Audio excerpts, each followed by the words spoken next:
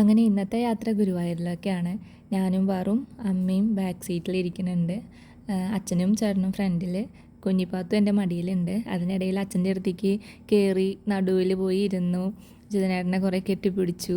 അച്ഛൻ്റെ അടുത്തേക്ക് കുറുമ്പ് കാട്ടി. അങ്ങോട്ടും ഇങ്ങോട്ടും ചാടലാണ് അവൾക്ക് കാറിൽ കയറിയുള്ള പണി. അത് കാരണം കൊണ്ട് ഞാൻ ബാക്കിൽ വന്നിരുന്നതാ.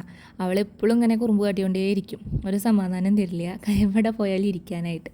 അപ്പോൾ ഇങ്ങനെ അങ്ങോട്ടും ഇങ്ങോട്ടും ചാടി കുറുമ്പ് കാണിച്ച് ഓരോന്നൊക്കെ ചെയ്തിരിക്കലാണ് അവളുടെ പണി. 3 കൊല്ലമായിട്ട് കാറിലിരിക്കണ മയിൽപ്പീലിയായിരുന്നു അത്.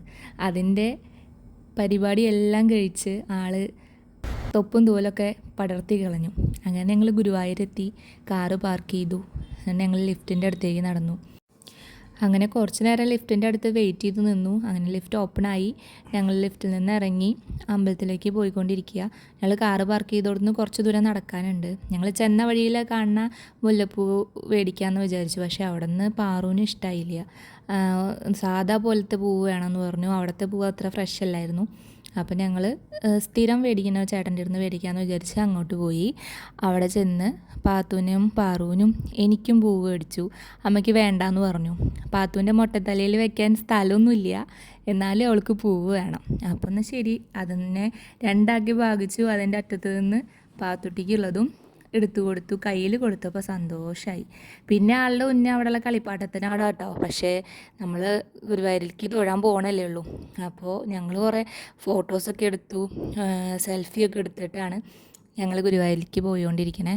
കൃഷ്ണനെ കാണാൻ ധൃതിയായിട്ട് അമ്മയും പാത്തും അച്ഛനും ചേട്ടനും പാറും കൂട്ടിയിട്ട് നടക്കുക. ഞാൻ വീഡിയോ ഒക്കെ എടുക്കുകയാണ് ചെറുതായിട്ട്. അങ്ങനെ ഞങ്ങൾ നേരെ തൊഴാൻ വേണ്ടിയിട്ട് കയറി. നാലമ്പലത്തിൻ്റെ ഉള്ളിലേക്ക് കയറിയില്ല. ഞങ്ങൾ പുറത്തു നിന്ന് തൊഴുതിട്ടാണ് സാധാരണ വരാറുള്ളത്. തിരക്കില്ലെങ്കിൽ മാത്രമേ ഉള്ളിലേക്ക് കയറാറുള്ളൂ. അങ്ങനെ ഞങ്ങൾ നേരെ അന്നദാനം കഴിക്കാൻ വേണ്ടിയിട്ട് നിന്നു. കിട്ടുകയാണെങ്കിൽ കഴിക്കാമെന്ന് വിചാരിച്ചിട്ട് നിന്നു. അവിടെ നിന്നിട്ടും പാത്തും കുറുമ്പ് കാണിക്കുക. പാറു അങ്ങനെ കുറുമ്പൊന്നുമില്ല, പാത്തുട്ടിക്ക് ഭയങ്കര കുറുമ്പാണ്. ഒരു സ്ഥലത്ത് ഒരു സെക്കൻഡ് ഒതുങ്ങി നിൽക്കില്ല. ആളിങ്ങനെ നടന്നുകൊണ്ടിരിക്കും. ഒന്നില്ലെങ്കിൽ എന്തിൻ്റെങ്കിലും മുയലെ പിടിച്ച് കയറുക, അതല്ലെങ്കിൽ നമ്മുടെ മടിയിൽ നിന്ന് ഇറങ്ങി ഓടുക, അല്ലെങ്കിൽ നമ്മളെ കുറുമ്പ് കാണിക്കുക. അതൊക്കെയാണ് ആളുടെ ഇഷ്ട വിനോദം.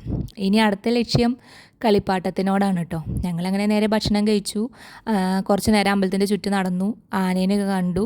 അത് കഴിഞ്ഞ് ഞങ്ങൾ നേരെ കളിപ്പാട്ടും ലക്ഷ്യമിട്ട് നടന്ന് കളിപ്പാട്ടമൊക്കെ മേടിച്ചു. അന്നദാനത്തെ കുറിച്ചിട്ടൊന്നും പറഞ്ഞില്ലല്ലോ. ചോറും കായുപ്പേരിയും മാങ്ങാക്കറിയും രസക്കാളനും മാമ്പഴ പുളിശ്ശേരിയും ഒക്കെ ഉണ്ടായിരുന്നു.